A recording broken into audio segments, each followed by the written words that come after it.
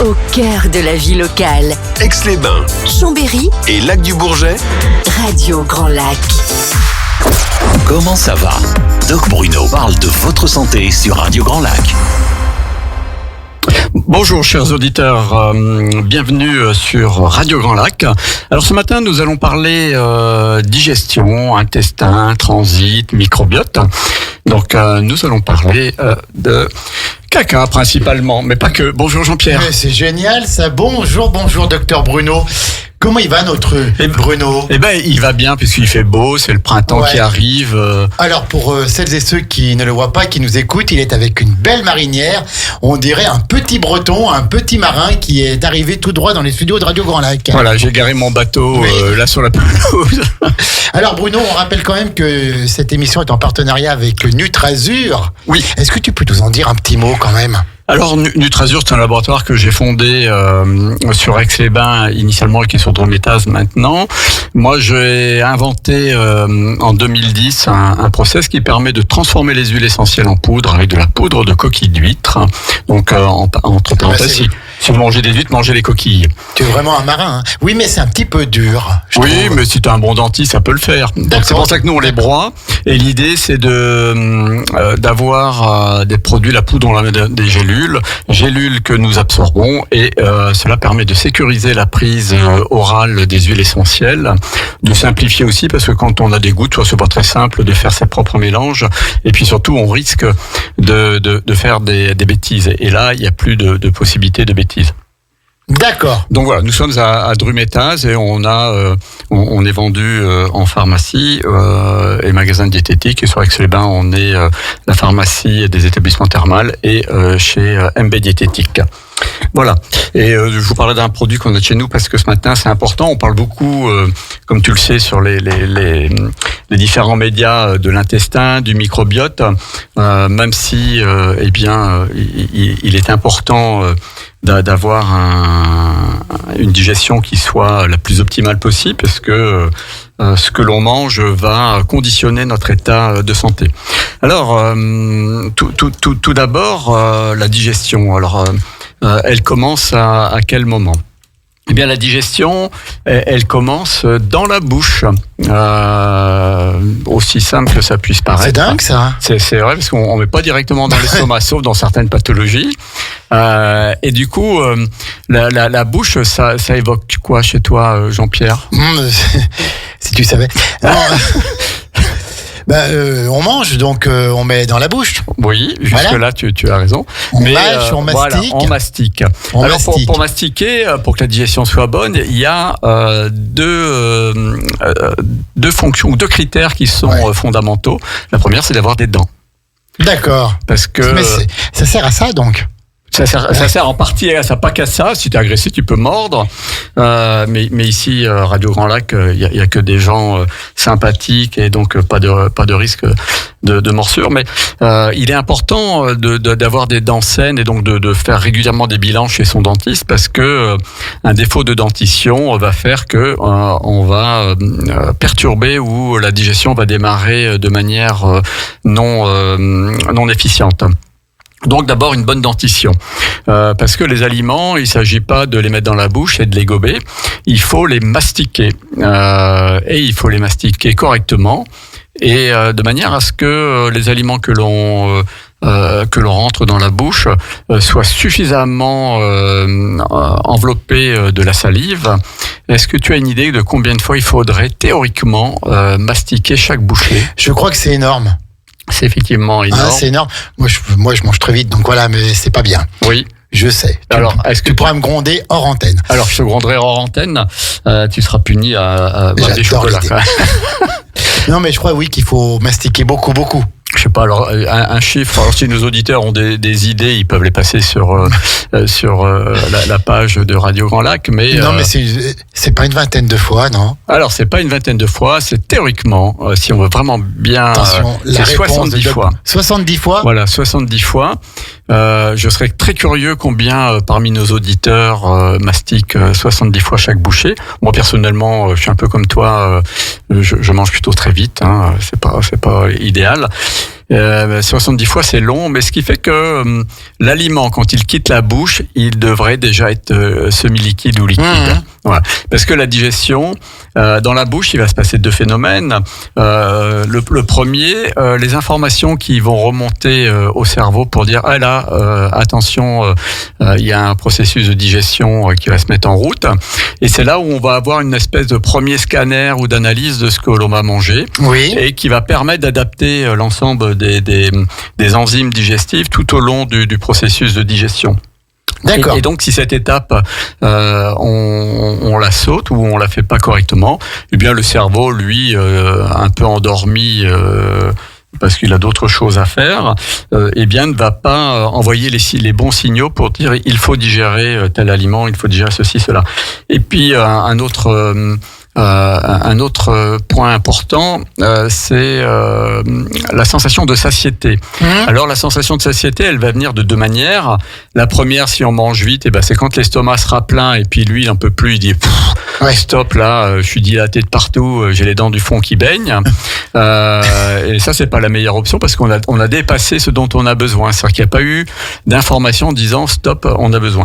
Donc la première chose, c'est de bien mastiquer parce que la sensation de satiété va venir du système nerveux central qui va dire hop, là il y a ce qu'il faut, et là on peut réduire ces portions de 15 à 20% en mastiquant correctement. Beaucoup. Et ce qui fait que dans les problèmes de surcharge pondérale et les gens qui mangent plutôt dans les fast-food. Quand on mange vite le midi, là on a à peine le temps. Voilà, en mangeant un sandwich, en marchant, en avalant, en croquant, en mettant deux coups de croc, et puis c'est évident qu'on va dépasser ce qu'il nous faut. Et dans la bouche, la digestion des amidons, notamment la salive contient des amylases, et c'est là où les amidons vont. C'est ton ami, il s'appelle Don. C'est mon ami Laz qui se met au travail de manière à ce que l'estomac puisse travailler correctement. L'estomac travaille. L'estomac travailler, mais Thomas ne peut travailler correctement que si son ami Laz a fait le job. D'accord. Donc ça commence dans la bouche, on mastique et on avale. Alors, après la digestion, je vais revenir un peu sur le système digestif. La digestion, c'est le système digestif, il commence par la bouche et il se termine par l'anus. Et le système digestif, c'est un système qui est à l'intérieur de nous, mais c'est un système extérieur à l'intérieur de nous.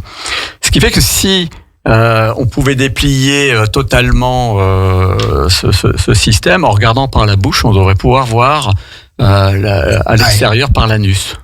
Voilà. Oui, d'accord, voilà, c'est direct. On pourrait voir le jour. Voilà, imaginez un peu le petit œil sur la porte pour regarder qui est derrière la porte. En mettant l'œil dans la bouche, si on pouvait le mettre droit, on pourrait voir le fond de la culotte, quoi. D'accord.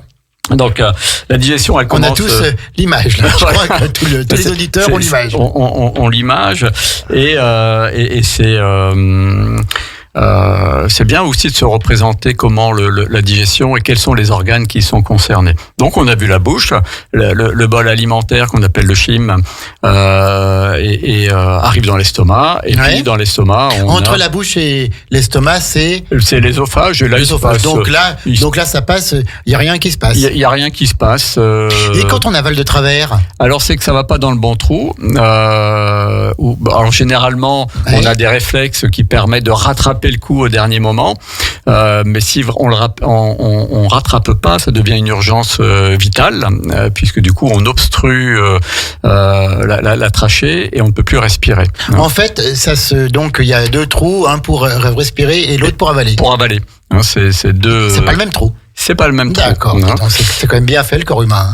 C'est une machine extraordinaire. Et donc si c'est Nutrazur qui a fait ça? Non, c'est pas Nutrazur. On n'a pas déposé de brevet, pas encore. Peut-être qu'il faudrait réfléchir à modifier l'humain pour qu'il soit moins agressif et moins voilà.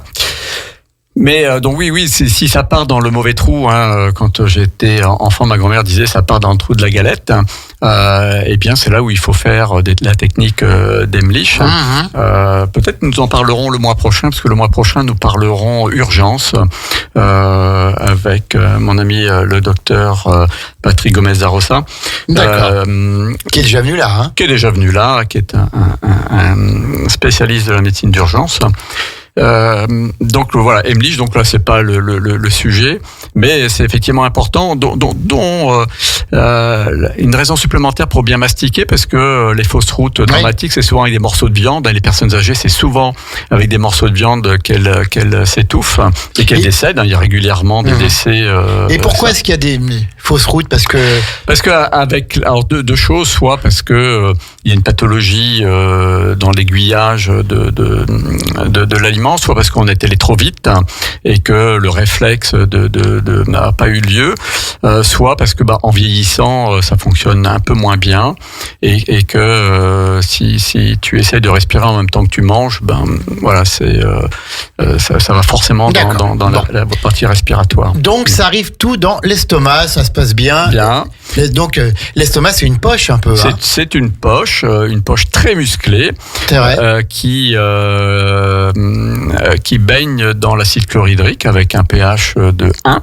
Ce qui fait que si on devait aller y nager, le corps serait complètement décomposé après quelques heures. Alors je dis pas ça pour ceux qui ont besoin de mettre de l'acide chlorhydrique dans une baignoire avec des choses à faire disparaître ou des corps.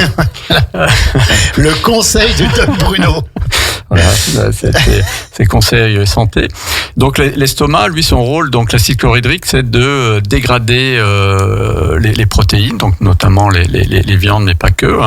Et donc, si vous n'avez pas bien mastiqué, l'estomac, il peut pas tout faire. Thomas, lui, il va falloir qu'il gère tout ce qui arrive chez lui, chez Thomas. Et puis, mais son rôle principal et le rôle principal de l'acide chlorhydrique, c'est de digérer les protéines de manière à ce que l'acide chlorhydrique continue de dégrader ces morceaux de viande, et puis pour que ces protéines, avec les protéases qui seront sécrétées par le pancréas, puissent transformer ces protéines en acides aminés. Donc, et l'estomac, lui, c'est une grosse poche avec des muscles hyper puissants qui va brasser. C'est pas un jacuzzi très confortable. Et va évacuer très régulièrement. Il y a une vidange de l'estomac. C'est à peu près toutes les 15-20 minutes. Digéré ou pas digéré, l'estomac, il évacue. Il dit, allez, moi... Hop, on passe. C'est quand même bien fait. On passe. Oui, puis surtout qu'on n'a pas besoin de réfléchir en disant tiens là il faut. L'estomac, allez libère un peu. Donc on va, il va faire ça. Et ça amène aussi un point important. C'est là, c'est du point de vue alimentaire, c'est qu'on peut pas faire n'importe quoi dans notre bol alimentaire. Ce qu'on pourrait se dire, on mélange tout et n'importe quoi, et puis l'estomac il va se débrouiller. Non, parce que lui il va s'adapter à ce que l'on va y mettre. Nos enzymes digestives vont s'adapter à ce que l'on a ingéré, et on peut pas tout digérer en même temps, et le système digestif peut pas tout sécréter en même temps. Là c'est un autre point, peut-être qu'on pourra faire une émission là-dessus, ce sont les compatibilités alimentaires. On sait que par exemple, alors maintenant le grand public le sait de plus en plus, qu'on mange pas de fruits frais à la fin des repas parce que l'acidité du fruit va perturber la digestion de certains nutriments, on va pas manger des protéines avec beaucoup de féculents, mais qu'il faut y mettre des légumes. Voilà, c'est ce genre de choses auxquelles il faut y faire attention. Et d'ailleurs, on a tous remarqué que quand on fait un repas un petit peu copieux avec de l'alcool, du gras, ça nous arrive jamais, ça. Jamais, surtout jamais, ici, avec les conseils santé qui sont diffusés sur Radio Grand Lac, il y a que une hygiène alimentaire à 100% parfaite. Donc, une fois que ça a quitté l'estomac, là vont entrer d'autres enzymes digestives. D'abord les sels biliaires. Alors, est-ce qu'on ne laisserait pas un petit peu de suspense et on ferait pas une petite pause musicale? Eh bien, écoute, puisqu'on sort de l'estomac, petite pause musicale à 11h15 tout juste à l'horloge de Radio Grand Lac. Et Et revient on après reprend. pour la continuité du parcours. Voilà. D'accord. On va continuer Bruno, la visite du système digestif. On est toujours en direct dans Comment ça va avec Bruno et en partenariat avec Nutrazur Phytogreen à Aix-les-Bains, Drumettaz, Clarafond. À tout de suite les amis. À tout de suite. Cette émission vous est présentée par Nutrazur, laboratoire spécialisé dans les huiles essentielles par voie orale. Comment ça va? Doc Bruno parle de votre santé sur Radio Grand Lac. Comment ça va en direct à 11h19 sur Radio Grand Lac. Eh bien, ça va très bien. En Ça plus, va après très cette bien. magnique chanson de Chimène Badi, le Le miroir. miroir, hein. C'est Tu te rends compte, que demander miroir, de mieux. mon beau Voilà. miroir. Alors aujourd'hui, si Michel Chevalet était là, il dirait la digestion, comment ça Ça va. marche. Comment C'est- comment ça marche. C'est Alors, pas compliqué. C'est pas compliqué, Alors, non, c'est simple. Bruno, on a commencé à la bouche, et là maintenant on sort de l'estomac. On sort de l'estomac. Ça devient intéressant, là. Et là, ça devient intéressant, puisque le processus de digestion va continuer. Sortant de l'estomac, là, on va avoir tout un tas d'enzymes digestives qui vont être sécrétées, et qui vont permettre de finir de dégrader les nutriments, les aliments en nutriments pour que ce soit absorbé, parce que l'idée, c'est quand même que ce que l'on mange nous profite. Alors, des fois, ça profite un peu trop chez certaines personnes. Et là, on va avoir différentes enzymes, comme les lipases pour dégrader les graisses, les protéases pour continuer à transformer les protéines en acides aminés. On va avoir des nucléases, on va avoir la bile. Et la bile, alors la vésicule biliaire, alors c'est vrai que beaucoup de gens se la font enlever parce que Oui, parce qu'il y a du calcul, et puis... Il y en a qui disent que ça sert pas à grand chose. Enfin, moi, voilà, oui. dis-nous tous Alors, sur on a- notre copine la vésicule. Notre créateur n'a rien mis d'inutile dans notre organisme. D'accord. Hein. Donc si on l'a, c'est qu'elle a une bonne fonction, hein, c'est D'accord. notamment dégrader les graisses. Et donc c'est un réservoir qui permet de mettre à disposition une enzyme qui va dégrader les graisses. Et si on n'a plus la vésicule biliaire, bien sûr l'organisme va continuer à sécréter de la bile, parce que la vésicule, c'est juste un réservoir. Mais du coup, la sécrétion ne sera plus adaptée au volume de matière grasse que l'on va ingérer. Et du coup, eh bien, il y aura une mauvaise, chez les gens qui ont plus de vésicule biliaire, hormis y faire très attention à la consommation dans les repas de corps gras, eh bien, il y aura une mauvaise dégradation des corps gras, et puis l'organisme aura plutôt tendance à les stocker. Donc, avant d'en arriver à l'ablation de la vésicule biliaire, il est bien d'y faire attention. Ça peut être tout simplement en la nettoyant avec des plantes, ce qu'on appelle les drainages de printemps. Hein. Là, on est en plein dedans, où on nettoie le système digestif. Et je parie que Nutrazur propose tout ça. Nutrazur propose tout ça avec hépates et intestin. D'ailleurs, c'est l'objet de ma dernière newsletter sur le blog. Et donc, le CHIM continue à progresser. Et puis, alors là, on va retrouver deux intestins, l'intestin grêle et le côlon. Non, ce sont deux gros tuyaux. L'intestin grêle, il mesure à peu près 7 mètres. C'est lui le premier, hein. C'est lui le premier. Non, c'est ce que dans le langage populaire, on parle du petit intestin et du gros intestin. Ouais. Le petit, donc c'est le grêle. Et le grêle fait à peu près 7 mètres de long, et il y a une surface. C'est dingue. On a 7 mètres dans le ventre, hein. Oui, bien plié. La place est optimisée. Hein. Les designers, pour aménager les maisons et les appartements, ils pourraient s'inspirer du corps humain. Est-ce que tu as une idée de la surface, si on devait déplier l'intestin grêle, quelle serait la surface de l'intestin grêle? Je n'en ai aucune idée.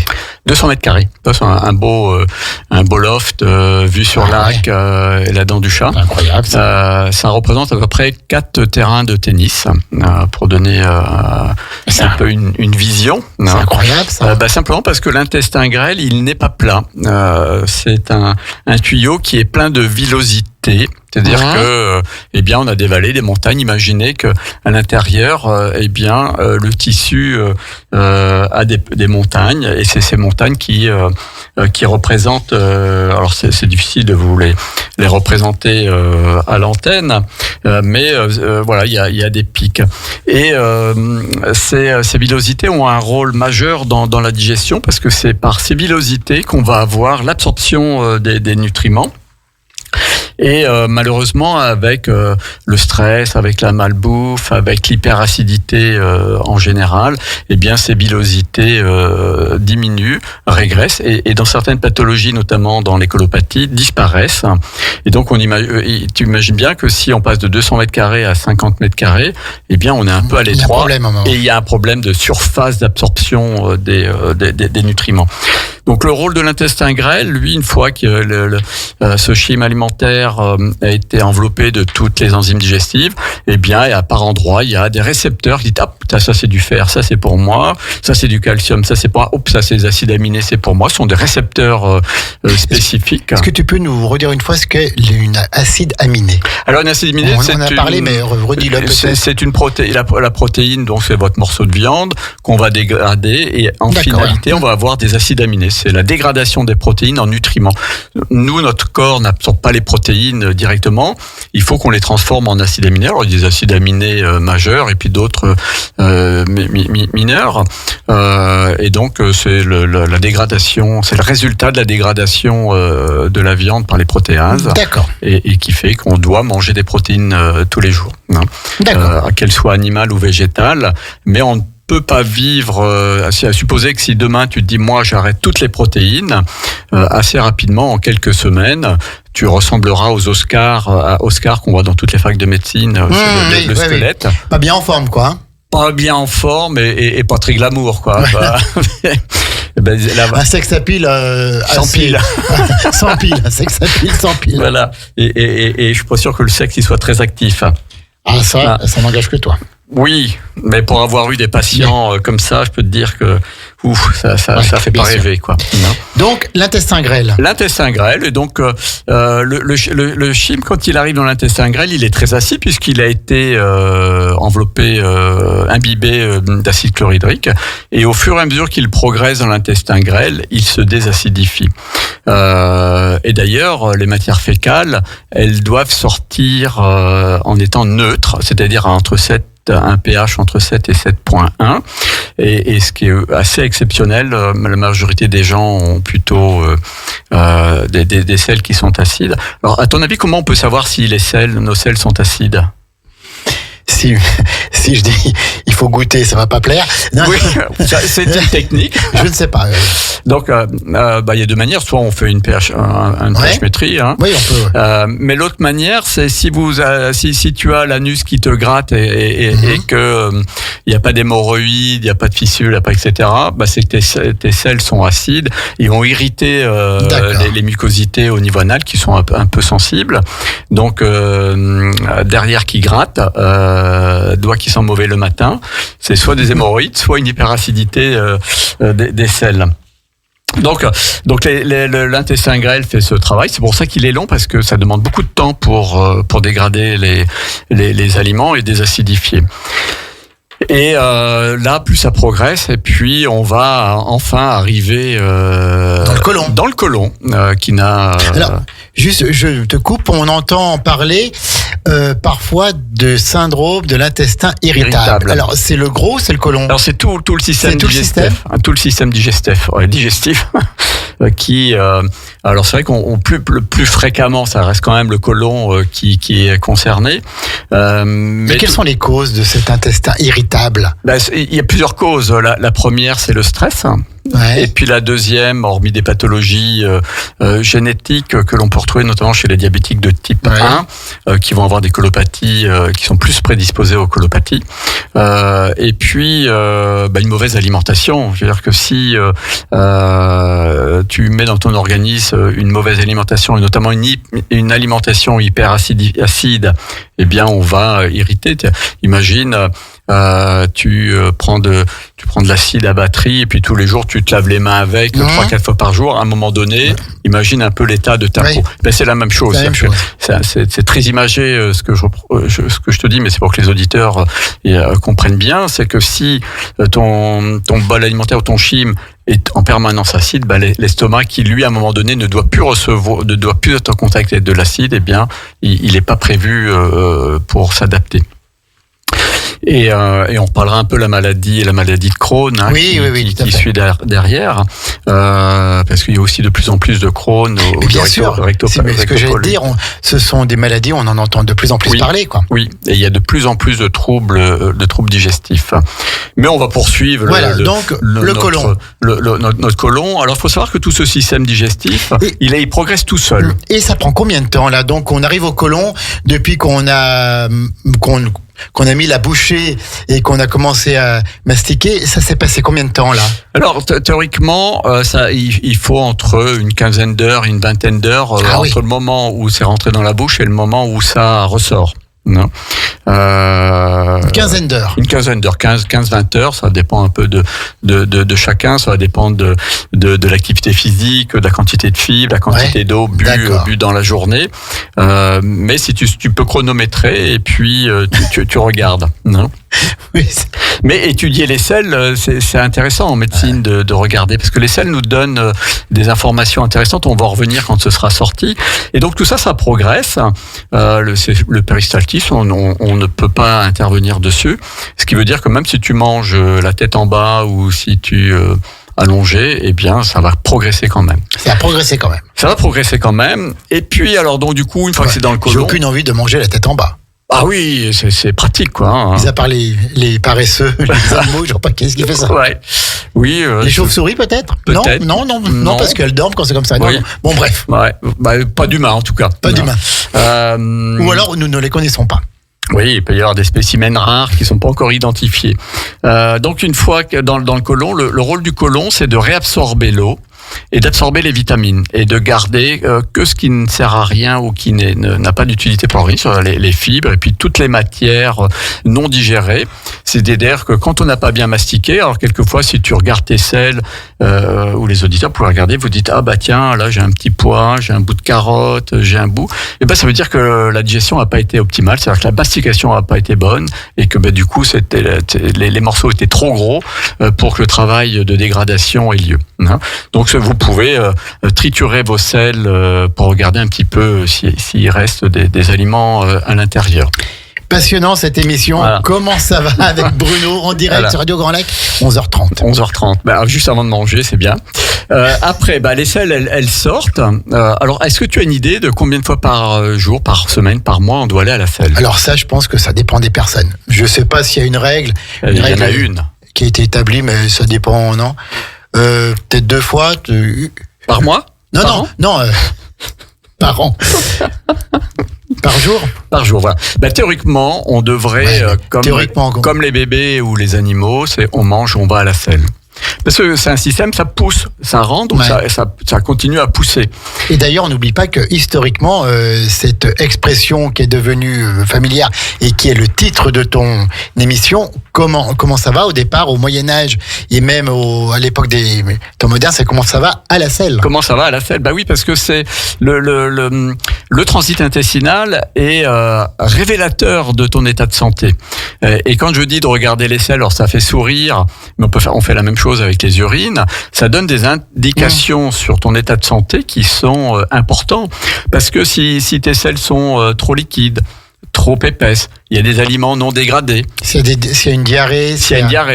Si les selles, elles coulent, si elles flottent. Ça, c'est intéressant de regarder parce que... Mais ça change tout le temps aussi, c'est pas toujours pareil. C'est pas toujours pareil en fonction de ce que tu as mangé, en fonction de ton stress, en fonction de tout ça. Par exemple, si les selles, elles doivent couler.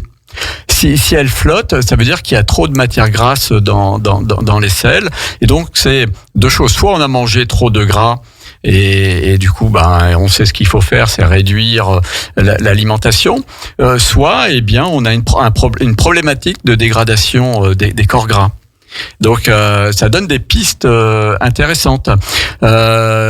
Si les selles sont décolorées, par exemple, alors chez l'humain, c'est plutôt une urgence, des selles qui peuvent être blanches, mais des selles qui sont très claires, ça veut dire que le foie a pas fait son travail, et notamment les enzymes digestifs du foie ne fonctionnent pas bien. Donc, c'est un signe qui nous alerte sur un mauvais fonctionnement hépatique. Les médecins du roi à Versailles surveillaient les selles du roi le matin, voilà. Voilà, parce que on n'avait pas à l'époque des examens cliniques. Alors c'est vrai que dans notre époque moderne, on envoie les selles au laboratoire et puis le laboratoire check tout ça correctement. Je plains les laborantins et laborantines qui tous les jours doivent analyser des selles, mais ça donne des indications intéressantes. D'autres indications, alors je me souviens que mes patients étaient quelquefois un peu choqués. Je leur demandais régulièrement, est-ce que vous pétez ? Voilà. Vous avez des gaz. Des gaz, voilà. Et avoir des gaz, c'est normal, mais en avoir en excès, c'est ça qui est anormal. Alors après, on a deux types de gaz, ceux qui puent et ceux qui sentent rien. Non. Alors, ceux qui puent, j'aurais jamais cru que j'allais co-animer une émission comme celle-là sur Radio Grand Lac. Oui, mais toi, c'est très intéressant. C'est intéressant et important parce que les gaz, ça va aussi nous donner des indications très très intéressantes. Alors, en faisant des blagues, on dit quand ça pue, c'est pour les sourds, comme ça ils savent que t'as pété. Mais quand ça pue, c'est intéressant parce que ça veut dire qu'on a une putréfaction. Et qu'on a on a trop mangé de protéines, par exemple. D'accord. Trop de viande, donc. Trop de viande ou de protéines en général, parce que les protéines végétales vont exemple de protéines végétales. Du tofu, par exemple, même si c'est un petit peu différent. Mais quand ça pue, c'est qu'il y a trop de protéines. Voilà. Et c'est pas grave en soi. Non, c'est pas grave en soi, mais ça veut dire que la digestion est pas bonne quand même. C'est-à-dire que la digestion a été trop lente et que ces protéines qui n'ont pas été digérées pour X raisons, soit parce qu'il n'y a pas eu assez de protéases, soit parce que la mastication n'a pas été bonne, ça a ralenti la digestion et que ces protéines ont fermenté dans l'intestin. Et donc, dans le gros ou dans le côlon? Non, ça a commencé à fermenter en fin du grêle et ça surtout s'est mis en route dans le côlon. Et donc la fermentation, ça veut dire quoi? Quand ça pue, ça veut dire que le microbiote, il est pas bon. Ça veut dire qu'on a une prédominante de bactéries pathogènes versus bactéries utiles pour l'organisme. Donc ça paraît anodin quand on dit il pète mais ça pue. Fait quelque chose. Sachant que son propre paix ne pue toujours moins que celui du voisin. Excusez-nous, chers amis auditeurs, mais il faut bien qu'on plaisante un petit peu avec ce sujet délicat. Et puis, quand les gaz ne sentent rien, c'est un signe qu'il y a eu une consommation excessive de sucre. Donc c'est pas bien non plus. C'est pas bien non plus parce que. Mais c'est jamais bien finalement. Si, quand on a un transit régulier, pas de gaz, pas de ballonnement, donc ça veut dire que le processus digestif se passe correctement et que le microbiote est en bon état et que dans ce cas-là, on n'a aucun souci. Donc voilà, quand je dis que c'est important de regarder ces selles, c'est important. Alors je dis pas qu'il faut les sentir, mais quand il y a des gaz, c'est important de pouvoir identifier. Donc, chers auditeurs et auditrices, regardez vos selles tous les jours, si elles coulent, elles flottent, etc. Et là, ça va nous donner, on arrive au microbiote, on en parle de plus en plus depuis quelques mois. Alors, c'est à la mode, oui, non, moi je faisais faire des analyses, des coposcreen qui n'a rien à voir avec une coproculture chez mes patients il y a 20 ans de ça en arrière, parce que ça nous donne un état du microbiote qu'on peut aussi contrôler avec ce qu'on appelle les gaz expirés avec une machine. C'est un peu comme l'alcotest chez les gendarmes.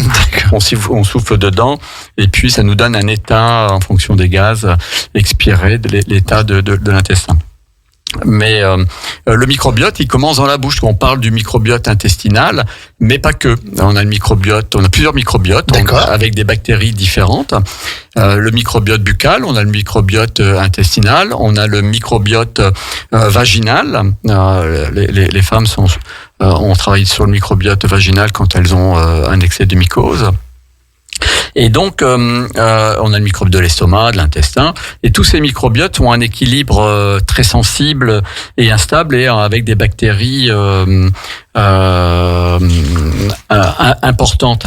Est-ce que tu as une idée, l'ensemble de ces bactéries, à peu près combien tout ce système représente en quantité et en poids? Énorme. C'est plusieurs milliers plusieurs centaines de milliards de bactéries il y a une vie intestinale, une vie à l'intérieur de nous dont on n'imagine même pas la population qu'il y a. Hein, ça dépasse la population mondiale. Et ça représente à peu près quelques kilos en termes de poids. Non ? Alors ces bactéries, elles ont un rôle important puisque c'est elles qui vont travailler pour transformer les aliments en nutriments, les absorber, les distribuer à qui de droit. Et est-ce que tu sais à quel moment on ensemence, à quel moment et ce processus est ensemencé ? Non. Alors le microbiote, il démarre à la naissance. Et à la naissance, alors il y a deux types de naissances, les naissances par voie basse, et c'est par voie basse que le bébé va recevoir le microbiote de la maman. Qu'est-ce qu'une naissance par voie basse ? C'est une naissance naturelle par le vagin, hein, à contrario d'une césarienne.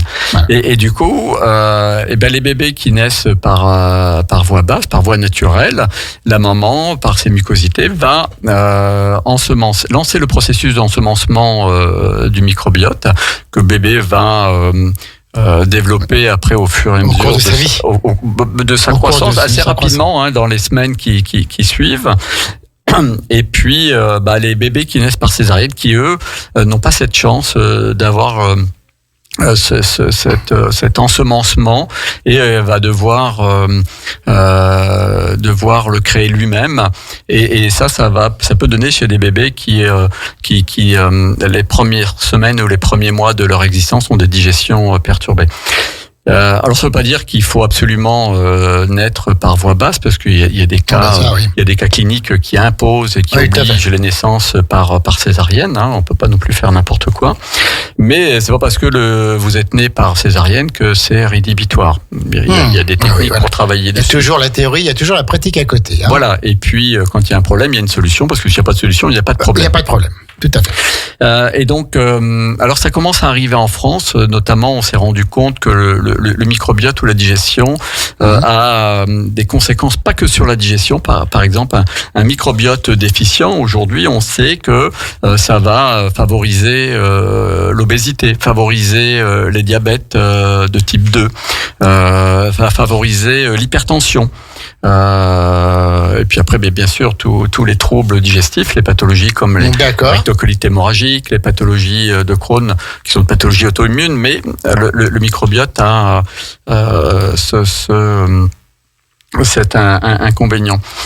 Et donc, on peut faire des greffes fécales. Voilà, c'est là où je voulais en venir. C'est que on a des techniques qui existent depuis très longtemps aux États-Unis qui commencent à arriver en France. C'est des greffes fécales. Alors, des greffes fécales, c'est qu'on va récupérer des matières fécales chez des sujets sains qui sont analysés, etc. Et puis, on les fait avaler aux patients. Dit comme ça fait pas glamour. Alors c'est traité, c'est mis en gélule, il y a pas de souci. Et du coup, si on fait ingérer cette greffe fécale, eh bien on va réensemencer l'intestin et qui va pouvoir avoir un microbiote en meilleur état. Et d'ailleurs, il y a des hôpitaux qui l'ont expérimenté. Alors j'ai un doute entre Strasbourg et Montpellier.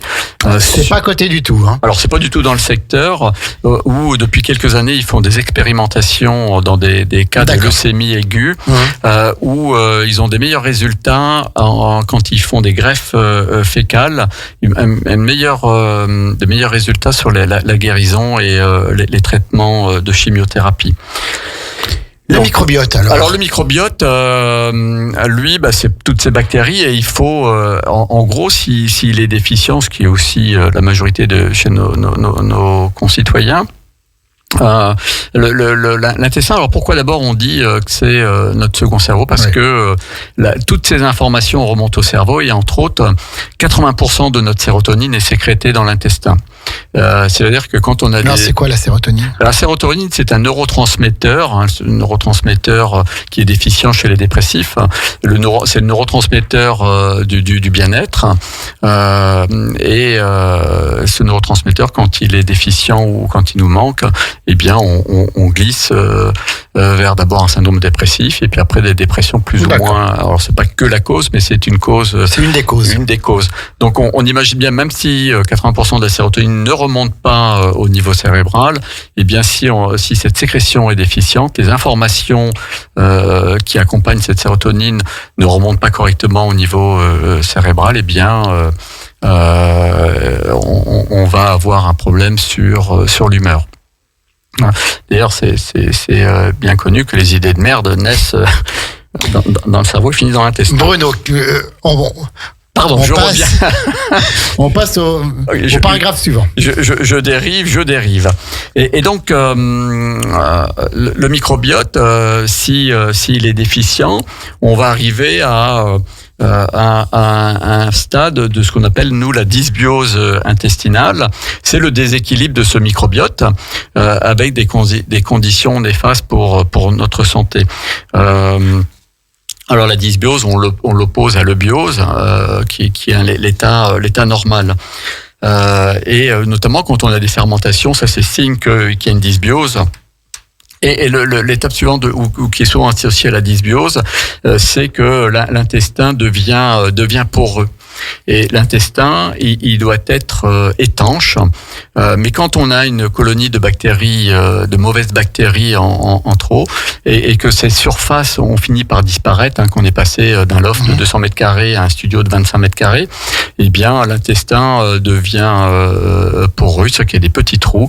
Et là, les bactéries en profitent pour se faire la malle et aller coloniser d'autres parties de l'organisme. D'accord. Notamment les candidats albicans qui vont aller donner des mycoses vaginales chez la femme, les Escherichia coli qui vont donner des infections urinaires, voilà, des bactéries qui s'en vont en vacances. Peut-être quelques petites questions à 11h44, on approche du but de la fin de cette émission. Quels sont les aliments qui favorisent un microbiote intestinal en bonne santé? Eh bien, c'est d'abord les aliments non raffinés, c'est limiter les sucres, parce qu'on a pendant des décennies fait la guerre au corps gras, et aujourd'hui on commence à faire la guerre au sucre, au sel, mais le sucre c'est notre premier poison, et trop de sucre, notamment les candidats albicans, eux ils aiment deux choses, c'est le sucre et l'acide. Alors eux c'est Ibiza tous les jours avec du sucre. Donc c'est de favoriser plutôt les aliments crus, les fruits, les légumes, même si les fruits sont sucrés, mais de favoriser des aliments, ce que moi j'appellerais vivants, des fruits et des légumes. Éviter les plats raffinés et éviter les plats en sauce, quoi. Les plats en sauce, alors, les plats ultra transformés. Éviter, il faut manger de tout quand même. Il faut manger de tout. Voilà, il faut pas. Un bol alimentaire doit être constitué de quoi? Il doit être constitué d'aliments crus, des fruits, des légumes crus et cuits. Qui l'eût cru? Le sucru. Oh là là, il est temps que ça se termine parce que je deviens fatigué. Donc des fruits et des légumes, je vais y arriver, frais de préférence qu'on peut trouver chez son petit producteur local ou sur le marché. C'est la théorie aussi, ça. Oui, mais essayez de le faire parce que les aliments en conserve, ils ont subi un choc à 250 degrés pour être apertisés. Je te laisse imaginer ce qui reste en termes de vitamines, etc. Parce que souvent tout ça tous ces nutriments qui vont faire que on va avoir les nutriments pour l'organisme. Il faut donc ça. Il faut un féculent dans le bol alimentaire et puis une protéine. Du pain, des pommes de terre. Oui, du riz, des pâtes, du quinoa, des pâtes pour ceux qui n'ont pas d'intolérance au gluten. Mais souvent, quand on a un déséquilibre du microbiote, un trou intestinal, on a souvent une intolérance au gluten qui vient, qui n'est pas définitive, mais qui est associée. On évite de boire en mangeant parce que sinon on va trop diluer les sucs digestifs. Même de l'eau, oui. Alors, dans ta question, ça sous-entend pas qu'il faut boire du vin. Non, mais bien sûr. Mais alors, pareil, il faut pas boire de vin. Et bien sûr que l'abus d'alcool est dangereux pour la santé à consommer avec modération. Et il y a quand même ces conseils qui disent qu'un verre de bon vin par jour ne fait de mal à personne.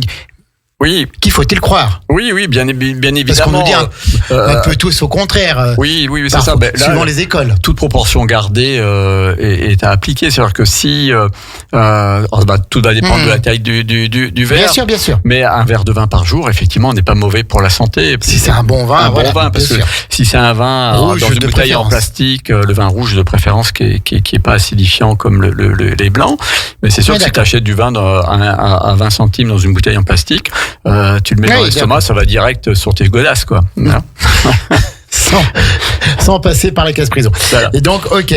Et donc, ne pas boire trop pendant Trop. qu'on mange. Et plutôt boire en dehors des repas. Et alors, on dit boire un grand verre d'eau avant de passer à table. Comme ça remplit déjà un peu Oui. l'estomac. Oui. Ça peut couper la faim. Non, oui, bon, ça va pas la couper très longtemps puisque Oui. l'eau va vite quitter l'estomac. Pour couper la faim, c'est de prendre le temps de bien mastiquer. Voilà, tout parce à que fait, du coup, ça, l'idée, c'est pas de couper la faim, c'est de On l'a dit au manger à début, ses justes besoins et à sa juste Juste faim. besoin. Hein.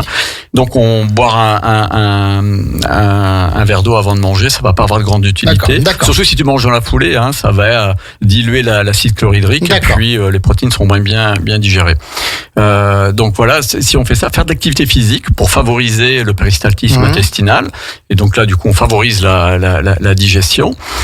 Et puis à un moment donné, il va falloir quand même il va falloir amener il va falloir travailler sur le microbiote parce que naturellement, les candidats albicans ou un excès de champignons en tout genre ou de bactéries en tout genre, on va éviter les noms barbares, ne vont pas se détruire toutes seules. Et là, il va falloir adopter une meilleure alimentation, travailler sur l'hyperacidose tissulaire, que je rappelle qu'on a fait j'ai fait une émission là-dessus, qu'on contrôle par le pH des urines. Hein. Après, comme les sels, tu peux les goûter, puis si ça te pique la langue, c'est que c'est acide. On arrive au terme de cette émission. Je vous le promets, chers auditeurs, on arrive au Soyez terme. courageux. Et donc là, eh bien, les huiles essentielles sont vraiment très intéressantes, notamment les huiles à phénol. Alors dommage parce qu'on peut pas les utiliser chez les enfants. Et moi, ce que je préconise depuis de très nombreuses années, c'est d'alterner, de faire des cures plus ou moins longues, où on va prendre des huiles essentielles, par exemple, pendant 2 semaines, le soir. Alors, chez Nutrazur, on a un testin qu'on prend avant de manger, on le fait pendant 2 semaines, et pendant une semaine, la 3e semaine, on fait un probiotique. Il y a d'excellents probiotiques sur le marché. Et puis après, au bout d'une semaine de probiotiques, on arrête. Et puis on reprend un testin pendant 2 semaines et ainsi de suite jusqu'à ce qu'on ait rééquilibré. Et ça peut prendre du temps. Ça peut prendre 6 mois, 1 an, oui. Ouais.